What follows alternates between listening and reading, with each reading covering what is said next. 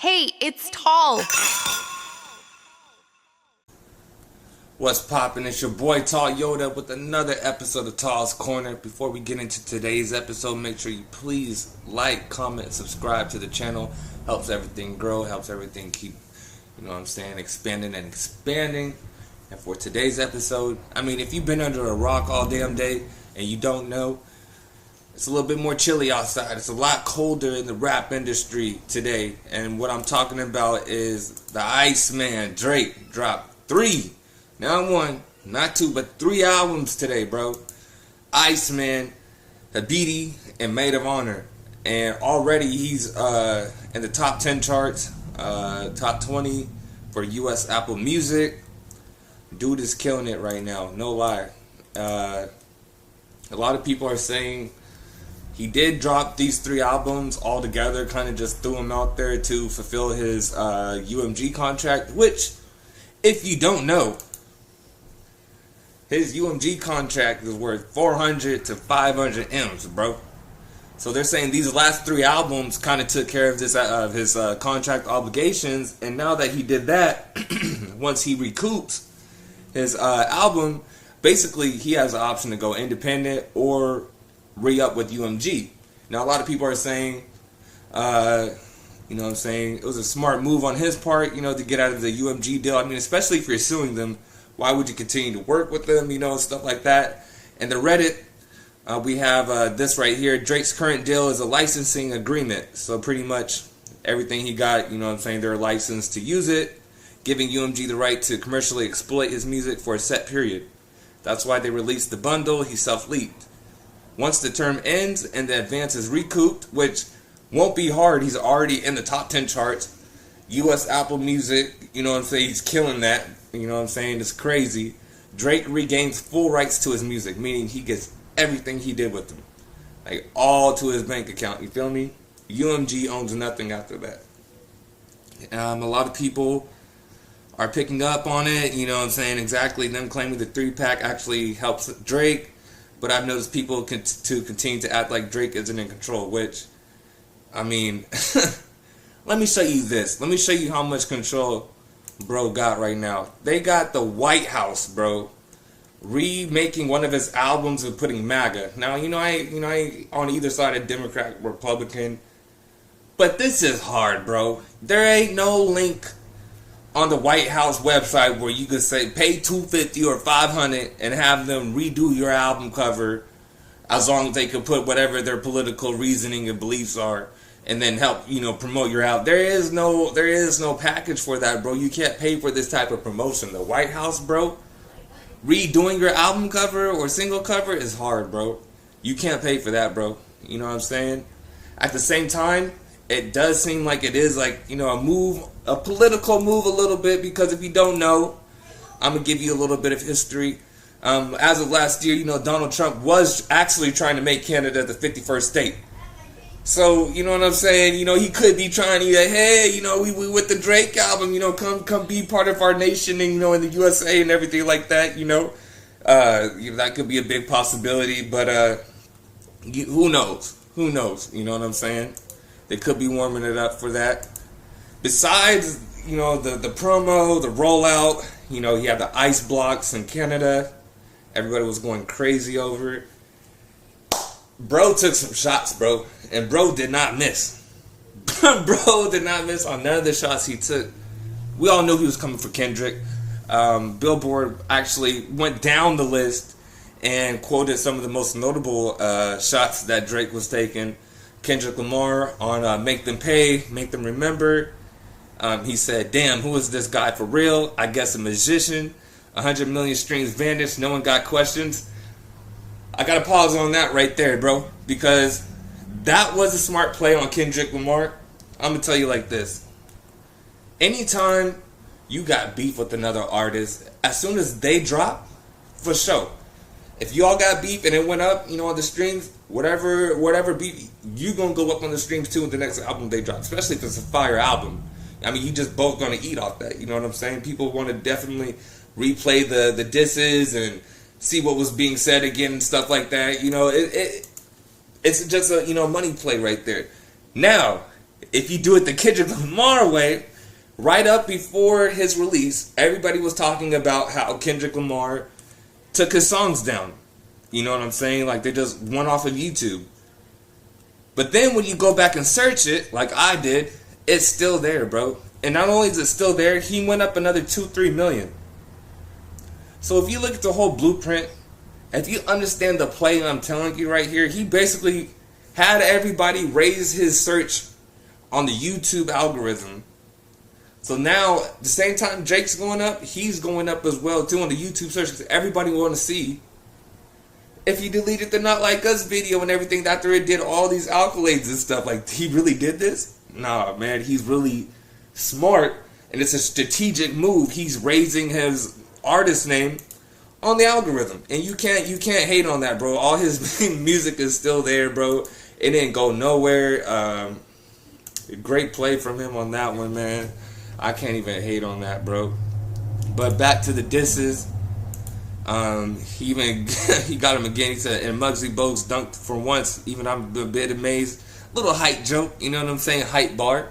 DJ Khaled. Now, he got a Khaled, bro, on Make Them Pay. He said in Khaled, you know what I mean? The beef was fully live. You went halal and got on your deen, and your people are still waiting for a free Palestine.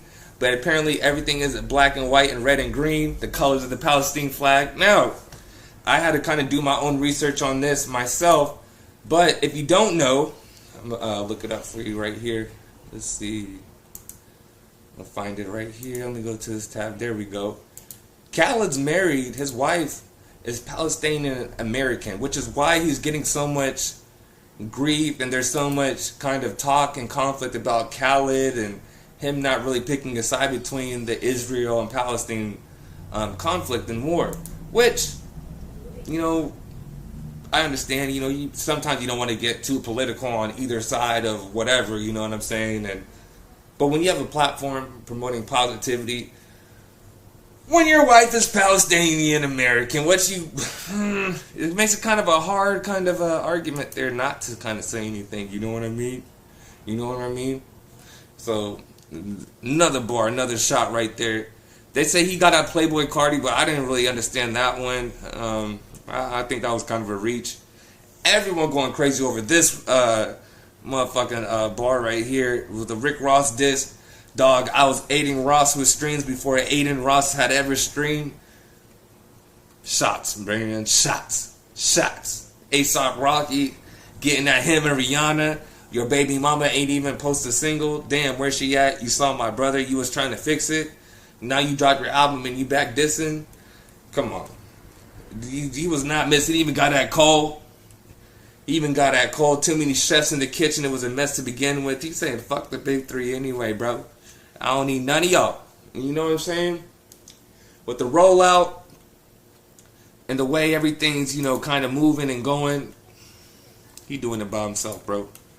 He's definitely doing it by himself. You know what I'm saying? He even got back to the Pharrell Pusha T diss right with this one right here. Now, if you don't know, Pharrell and Drake got some beef, bro. Pharrell had this auction back in, let's see, I think it was 2022. Let me go to it. It was 2022. Pharrell had this auction, and he sold his, you know, most prized possessions. And guess who bought all of them? This is 2022. Now, let me take it a step further back, because you have to also realize, okay, that's 2022. Let me see if I have it here. 2018 is when Drake and Pusha T had their beef. Let me look it up right here. Drake, Pusha T beef.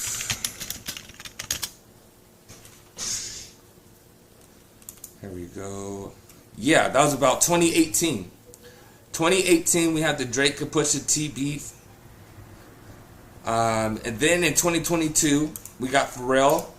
He goes ahead and sells his most prized possessions at the auction house for his new platform, Jupiter, right? Drake buys all that shit, man. All the chains, all the cars. I think even Pharrell sold a Ferrari Enzo, a red Ferrari Enzo. And guess what Drake does, bro? Drake puts it all in the music video. You know what I'm saying? Let me see if I can bring this image up right here. As you can see, there's any NERD chain, the Billionaire Boys Club right here. All Pharrell's, saying shit that he had on the auction site. He got that. So then Drake comes back and he's talking about, I got all the chains that every rapper that ever rep. Let's see. Let me say this right. Let me read. Let me get this right. I got all the chains that they ever repped in Virginia. I got niggas' prized possessions. I get possessive on niggas. Basically saying, I got everything